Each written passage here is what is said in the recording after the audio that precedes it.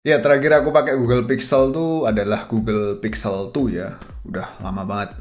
Dan beberapa hari yang lalu si Google Pixel 4a baru aja diluncurin dan yang ada di genggamanku sekarang ini merupakan si Pixel 3a ya, pendahulunya si Pixel 4a. Sekedar info bahwa Google Pixel tuh kagak masuk secara resmi di Indonesia dan punyaku ini si Pixel 3a rilis di tahun 2019 bulan Mei. Harganya 4 juta ya, ini aku belinya second, kondisinya ada baret-baret tipis di bodi sama layarnya. Tapi overall masih cukup mulus dan aku belinya juga batangan ya.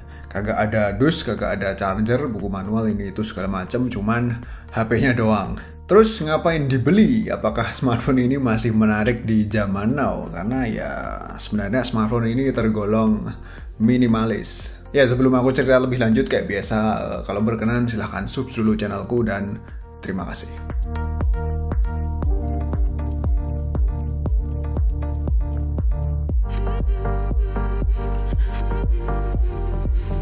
Oke, Pixel 3a sekarang kalau nyari yang kondisi new tuh udah langka ya. Kebanyakan yang jual juga second. Dan yang second juga yang jual udah jarang ya. Biasanya udah second tangan keberapa gitu. Dan aku saranin mending beli yang second aja karena ada kemungkinan udah diaktifasi duluan sebelum pemberlakuan IMEI kan. Jadinya ya punya aku ini IMEI-nya aman. Harga pasaran secondnya tuh sekitar 3,5 sampai 5 juta ya. Ini 4 juta tadi aku udah bilang. Dan ada harga tentu ada rupa, biasanya yang paling mahal itu kelengkapannya komplit, ada boxnya, ada charger ini itu segala macam. Ya punya aku ini batangan. Dan yang paling menarik adalah menurutku desainnya yang old school ya. Di saat smartphone zaman now udah kagak punya jidat, dagu mungkin ada tapi tipis. Kalau di sini di Pixel 3a jidatnya jember, dagunya juga lebar ya. Jadinya desainnya agak beda untuk zaman now. Cocok buat kalian yang pengen tampil anti mainstream. Habis itu bagian belakangnya tampak berkarakter ya. Aku demen desain kayak gini hadir semenjak di Pixel tuh, tapi entah kenapa di Pixel 4 desainnya malah jadi berubah ya. Aku jujur malah lebih suka penampilan yang kayak gini, dan di bagian belakangnya ini permukaannya ada dua finishing, yaitu matte sebagian besar dan glossy pada bagian atasnya. Yang matte ini sangat fingerprint magnet. Dan untuk tombolnya ini aku sering ketuker ya, karena di bawahnya tombol power ada tombol volume dan kadang aku kepencet tombol volumenya. Aku kirain itu merupakan tombol powernya, penempatannya agak nggak biasa. Dan untuk material body sayangnya kagak premium ya. Ini plastik, bagian belakangnya plastik, samping-sampingnya juga plastik polikarbonat ya. Terus untuk layarnya klaimnya pakai Asahi Dragon Trail ya. Itu kalau aku baca-baca di internet sedikit di bawahnya Gorilla Glass 4, dan ya karena punya aku ini second, baret-baretnya juga ternyata udah banyak. Dan ngomong-ngomong soal layar, aku juga suka sama layarnya karena pertama tipenya OLED, tone warnanya juga vivid gonjreng. Habis itu ada always on display yang sekaligus nampilin icon notif yang masuk ya. So sektor layar menjadi sektor yang aku demen. Yang sedikit disayangin paling AOD-nya ini, always on display-nya ini kagak bisa di custom penampilannya. Ya cuman gini doang fix ya. Ukuran layar emang termasuk kecil ya. Ini layarnya aja cuma 5,6 inch, resolusinya FHD+. Tapi ya tentu kelebihannya adalah bodinya jadi compact ya, dimasukin ke kantong enak banget. Di saat zaman now smartphone ukurannya pada jumbo-jumbo, layarnya gede-gede, dimasukin kantong rada seret. Dan untuk tingginya juga mirip kayak iPhone 11 ku ya. Lebarnya bahkan lebih singset. So sangat compact. Dan seperti yang kalian tahu, aku paling demen sama smartphone dengan ukuran layar yang kecil, yang compact-compact kayak gini ya. Ya karena seperti yang aku bilang tadi, dikantongin enak, digenggam pas untuk satu tangan, dan menurutku merupakan perfect size. Ya kalau nyari smartphone lain yang punya ukuran kayak gini udah rada jarang ya. Ya ada Galaxy S10i, tapi tahun ini nggak ada penerusnya ya. Nggak tahu itu bakal dibikin penerusnya atau nggak, padahal kalau ada penerusnya bakal aku beli dan aku jadi daily driver ya. Ya mungkin emang permintaan pasar prefer size yang gede-gede kali ya buat nonton kali. Anyway, urusan performa bisa dibilang si Pixel 3a ini kagak kenceng-kenceng amat untuk HP di harga segitu ya. Skor Antutunya aja cuma 149 ribuan, tapi responsivitas UI-nya terasa gegas. Enak lah, terasa optimize ya. Chipsetnya tuh pakai Snapdragon 670, RAM-nya 4GB, storage-nya cuma 64GB. Dan sekedar info bahwa opsi navigasinya tentu aku set ke gestur ya. Ya emang pancen bener sih si Apple bikin gestur-gestur kayak gitu daripada mencet-mencet tombol navigasi di bawah yang ada 3 biji itu. Lebih enak pakai gestur-gestur ya. Jadi buat gaming, aku tes COD Mobile, opsi grafik serta frame rate yang tersedia ternyata bisa up to very high. Ya ada sedikit stutter di area-area tertentu sih, so aku prefer set di high aja atau di medium ya, biar lebih nyaman.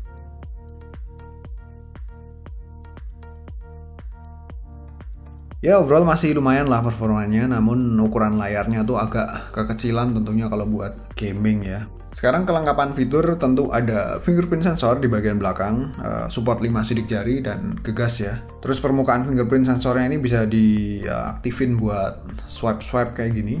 Ya untuk buka drop down menu ya, tapi aku rada kurang tertarik ya, mending langsung nge-swipe layarnya aja. Anehnya yang tidak ada adalah face unlock ya.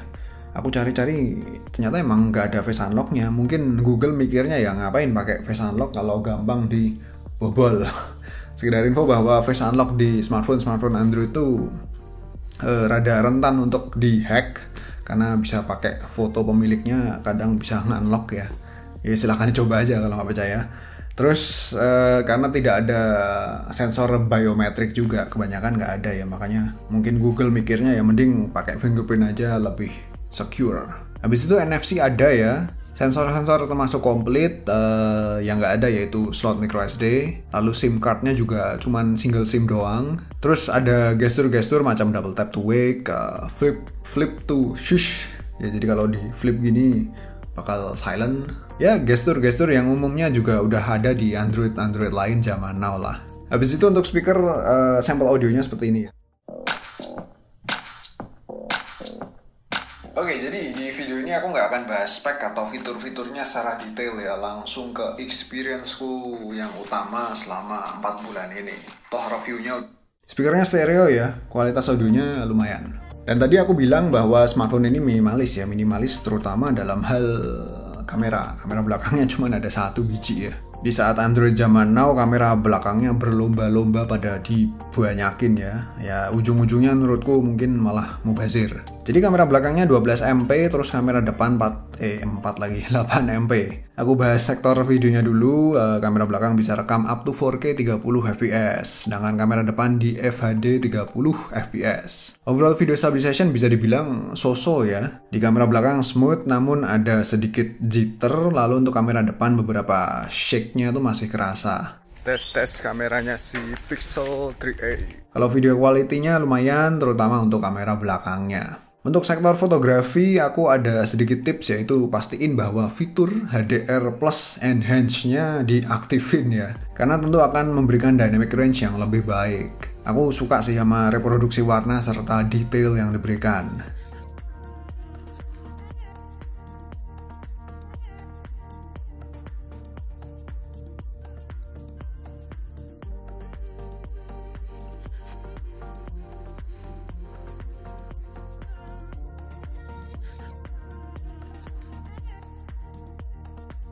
Kalau untuk kamera depan buatku udah cukup, aku suka kamera depannya yang wide ya. Dan semua selfie ini aku set beauty-nya ke natural.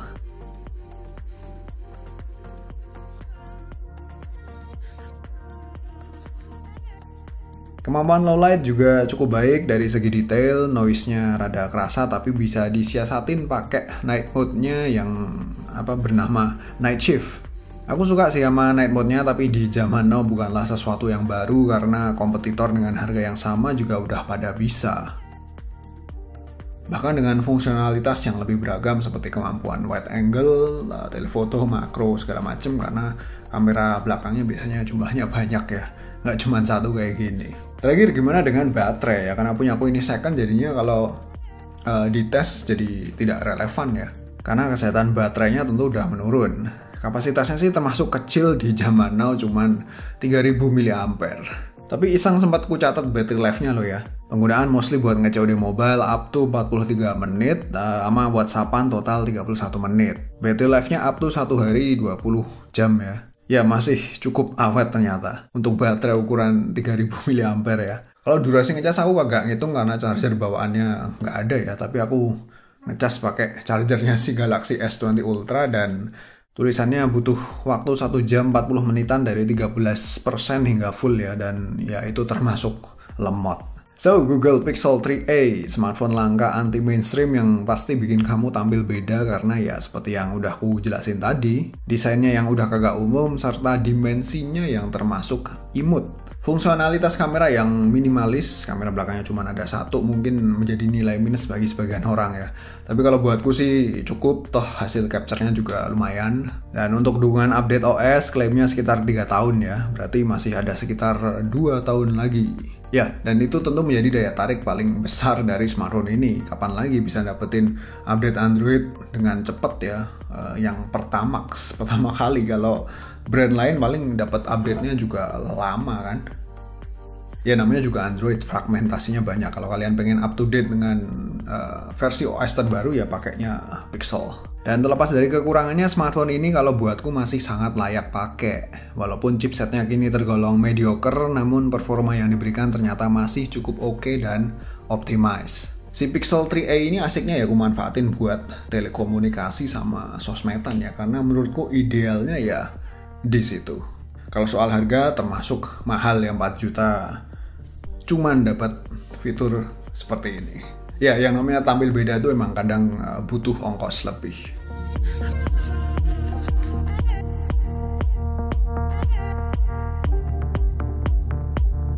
Yowes, gitu aja sedikit sharingku tentang si Pixel 3a. Thank you for watching ya. Jangan lupa untuk follow juga IG sama Twitter @bangreview, dan sampai jumpa lagi pada video selanjutnya. See you.